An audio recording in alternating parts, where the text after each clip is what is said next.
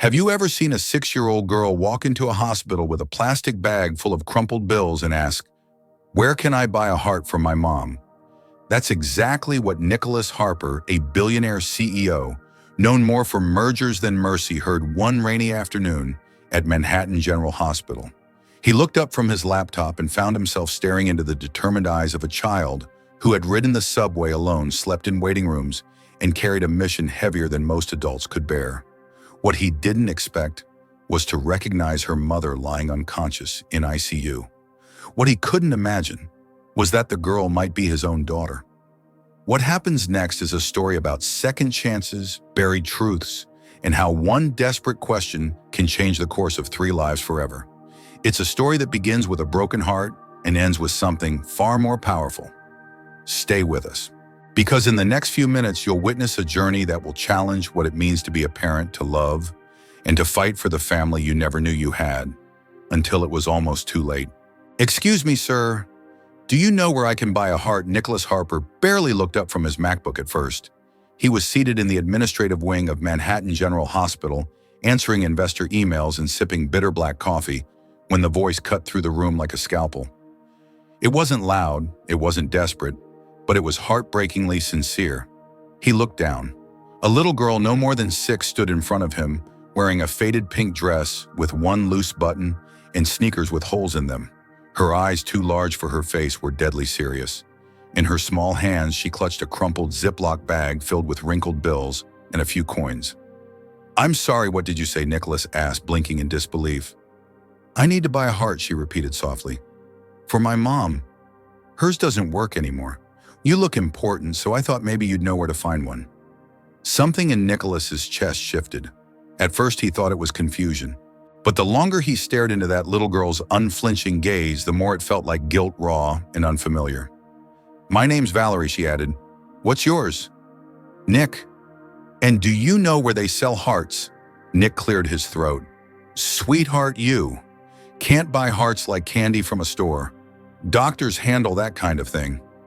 Valerie's lips trembled. "But the doctors told me there are none left. They say my mom has to wait, but she's getting paler and slower, like when my doll runs out of batteries. I think she's running out of time." Nick's laptop suddenly felt like an insult in his hands. He closed it slowly. He hadn't come to the hospital to feel anything. This was supposed to be a quick visit sign-off on a funding deal for a cardiac research unit. Emotion had nothing to do with it. Yet here was this little girl turning his entire world upside down. "Where's your mom now?" he asked carefully. "Upstairs, ICU. The nurses say she sleeps a lot because she's tired, but I think she's sad because she can't find her new heart." "Who brought you here?" "No one," Valerie said. "My grandma's in Springfield taking care of my sick uncle, so I came alone. I know how to ride the subway and buy snacks. I'm not a baby." Nick stared. A 6-year-old navigating New York City by herself, with $40 in a plastic bag, to save her mother. Something was terribly, terribly wrong. "Valerie," he said gently, "does anyone know you're here?" She shook her head. "I've been here since yesterday. I slept in the 5th floor waiting room. The nurses brought me a blanket. And your dad? Where is he?" Her eyes flickered downward. "I don't have one. Just my mom and grandma." A heavy silence settled between them. Valerie clutched the bag of money tighter. "Please, Mr. Nick, if you can't help me, I need to find someone who can." She turned to walk away, but Nick stood quickly. "Wait." He didn't know why he followed her. Maybe it was the way her voice trembled at the end. Or maybe it was the sheer injustice of seeing a child with more courage than most adults he'd met. They rode the elevator up in silence. On the 5th floor, Valerie moved through the hallways like she lived there. Nurses waved. One patted her head. They stopped in front of a window, looking into the adult ICU. "There," she said, pointing. "Bed 3. That's my mom. Her name is Lucy Rivers." Nick stepped closer. His knees buckled. That face paler now, framed by tubes and monitors, but still unmistakable. Lucy. Lucy, the woman who had worked for him 6 years ago. The one who vanished without a word. The one he couldn't stop thinking about for months afterward. "Her name is Lucy Rivers," he asked, voice hoarse. "You know her?" Valerie asked. Nick stared at the woman through the glass, at the shape of her eyes. the way her brow creased even in sleep. Then he looked at Valerie again. The same dark hair, the same dimple on the left cheek, the same determined tilt of the chin. "How old are you?" he whispered. 6. "I'll be 7 in October." Nick's mind did the math. Lucy had quit in July. Vanished. She'd looked nervous that week. Tried to speak with him multiple times. But his secretary, Laura, she'd said Lucy was being dramatic, that it was nothing important. The timelines aligned too perfectly. "Did your mom ever tell you about your dad?" he asked. "Sometimes," Valerie said.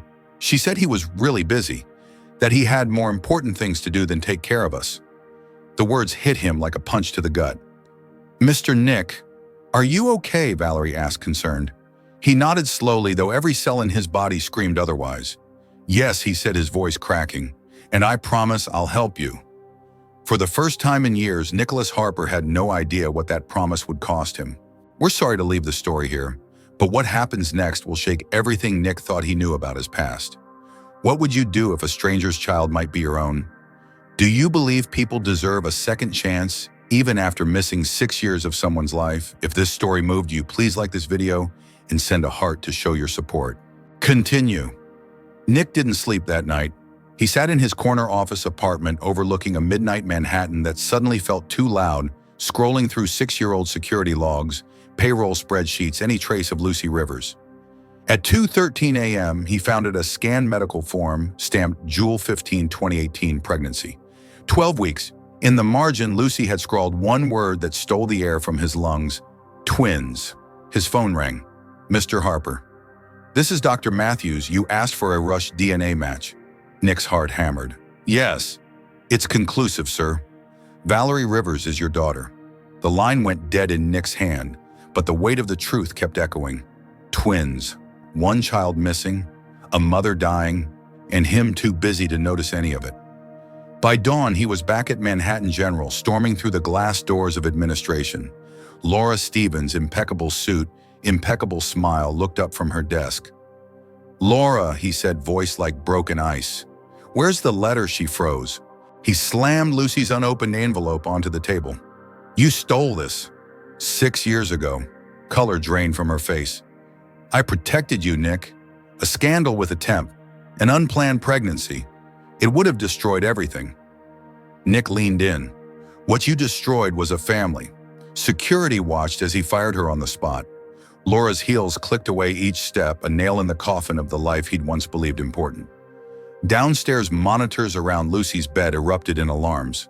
Dr. Camille Reed pressed epinephrine into the IV, while nurses exchanged terrified glances. "Her ejection fraction just collapsed," Dr. Reed told Nick. "We may have hours, maybe less." "Then make them count," Nick said. "What's the most aggressive option you've got?" "There's a ventricular assist device under trial at the Cleveland Heart Institute. Not FDA cleared yet. Extreme risk, but it could buy her months.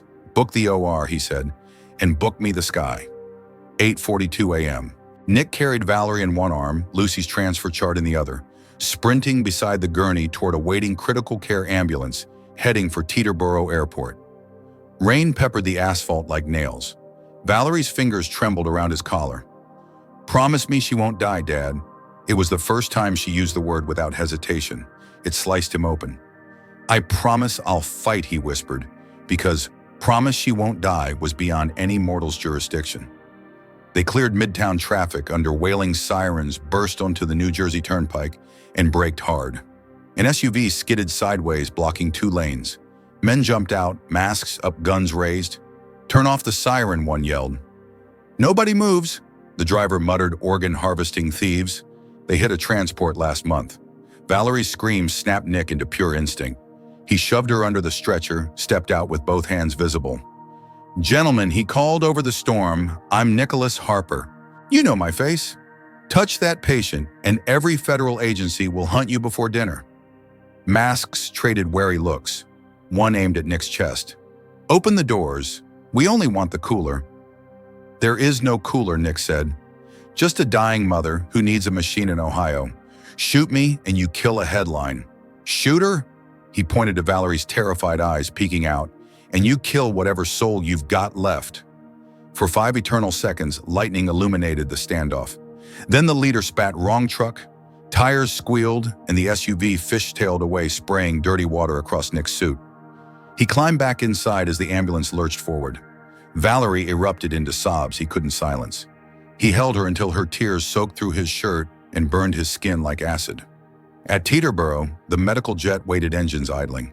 Flight nurse Melanie hooked Lucy's lines to portable monitors, while Nick signed liability waivers without reading a word. The co-pilot stepped out, rain-whipping his headset. Storm system over Ohio. We may hit heavy turbulence. Just fly, Nick snapped. They were taxiing when Lucy's blood pressure plummeted again. An alarm howled, screens flashed red. Valerie clutched Nick's sleeve so tight it cut off circulation. Her heart can't hold, the nurse shouted over the engines. Defib pads, Dr. Reed ordered. Valerie buried her face against Nick's chest as Lucy's body jolted beneath the electrical surge. Once, twice, flatline, a single endless tone. Nick felt the world tilt. He'd built billion-dollar empires on timing, but now every second hung above him like a falling blade. A blip appeared, then another. A wobbly rhythm crawled back onto the screen. She's back, the nurse breathed. But she won't last the flight unless we lift now. The pilot's voice crackled, clear for takeoff. Nick pressed his palm against Valerie's cheek, willing his steadiness into her trembling bones. Hold her hand, he whispered. She'll feel you. Valerie threaded her tiny fingers through Lucy's cold ones. Mom, stay. Please stay. As the jet roared off the runway and clawed into the bruised sky, Nick looked at the two lives tethered to him by fate, by blood, by every choice he'd ever failed to make until now. Lightning flashed outside the window, but inside the cabin a different storm raged. Guilt, hope, terror, love all colliding in the fragile space between heartbeats. And somewhere over the dark clouds, Nicholas Harper finally understood the price of every second that slipped away. We hate to pause here, but the next moments will decide whether love outruns death. Would you risk everything, fortune, reputation, even your freedom, just for a chance to fix one unforgivable mistake? Do you believe a promise is still sacred if you know it might be impossible to keep? If this chapter gripped you, please tap the heart and like the video so we can keep this story lifting off. Right now, the Cleveland Heart Institute was waiting when the jet touched down. Lucy was wheeled straight from the tarmac to surgery. Her heartbeat was barely a whisper, but her daughter's hand never left hers. Dr. Jameson, tall, stoic, brilliant, looked Nick in the eye before stepping into the operating room. This is experimental. We're implanting a mechanical device to keep her alive until a real heart becomes available. But the odds just fight for her. Nick said the way she's fought for everyone else. He sat with Valerie in the waiting room for 11 straight hours. They played card games with missing pieces. They ate vending machine crackers. They prayed separately and together. But mostly they waited in silence because sometimes even a child knows that silence is sacred. When Dr. Jameson finally emerged, there was blood on his gown and exhaustion in his eyes, but he was smiling. She made it. The device is working. It bought her time. Valerie's legs shot off the chair, and she ran straight into Nick's arms. He didn't care that reporters were already gathering outside. He didn't care that his phone had over 200 missed calls. She was alive. 3 weeks later, Lucy sat at the edge of her hospital bed, her hair limp, but her eyes bright. Her strength was returning slowly. Nick brought Valerie every morning, and every evening he read her to sleep in the makeshift apartment they now shared across the street. You're still here, Lucy said one day, not looking at him. He smiled. I'm bad at quitting. No. You're bad at knowing when something is real until it nearly slips away. Nick sat beside her. Then thank God it didn't. Valerie burst through the door carrying strawberry jello. Mom, walk time. Lucy groaned dramatically but got to her feet. Nick steadied her on one side. Valerie took the other.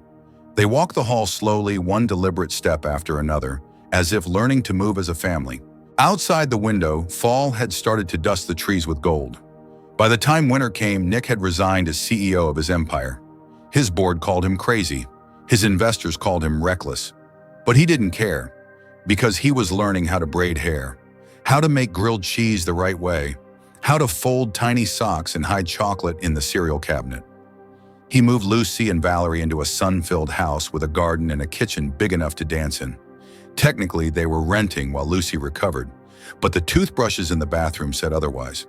"You're surprisingly decent at this," Lucy teased one night as he helped Valerie with her math homework. "Parenting, no. Letting go of control. It's exhausting," he said, "but weirdly peaceful." They shared a look that said more than any apology or promise could. Then in early spring, the call came. A heart, perfect match. One state over. Transport already in motion. Lucy stared at the phone like it was speaking a different language. "This is what we prayed for," Nick said softly. "I know," she whispered, "but I'm scared. So am I." That night, while the surgical team prepped the room, Valerie slipped a note into her mom's hand. It was a crayon drawing 3 stick figures holding hands beneath a house. On the roof, she'd written, "No matter what heart you have, you'll always be my mom." Lucy cried for the first time in weeks. The transplant took 9 hours. There were complications, blood pressure drops, irregular rhythms. Twice they almost lost her. But she survived. And when Lucy opened her eyes in recovery, the first thing she saw was Valerie curled up on the floor next to Nick, both of them asleep, holding hands like lifelines. "Welcome back, Nick," whispered, brushing hair from her forehead. "I never really left," she murmured. "I was just waiting for the right reason to stay." One sunny morning, Lucy walked Valerie to school while Nick packed lunch. They were late, but no one cared. On the way home, Lucy reached for Nick's hand without looking. "You know what scares me the most now?" she asked. "What, that this is real? That it might actually last?" He squeezed her fingers. "You used to say I couldn't stay through the boring parts. I still believe that." And now she smiled. "Now I know boring with you is the most beautiful thing I've ever had." Later that week, they sat in the park under a tree while Valerie balanced on a swing, feet pumping high. "Dad," she asked suddenly, "what if Mom's new heart doesn't last long?" Nick looked at Lucy, who had already been thinking the same thing. "Then we make every day count," Lucy said. "Like it's our last one together?" Valerie nodded. "Like when you only get one chocolate and you eat it real slow." "Exactly," Nick said. "And if it does last, then we still make every day count," Lucy replied. "Because that's what love does. It shows up every single day." Valerie jumped off the swing and wrapped her arms around them both. "Good," she said, "because I like this family." Nick held them tight, and for the first time in his life, he knew he wasn't just holding on, he was finally home. We're sorry to pause here, but this feels like a moment worth lingering in. If you had just one chance to start over, would you take it? Do you believe that sometimes love arrives late, right on time? Tell us what you thought of this story.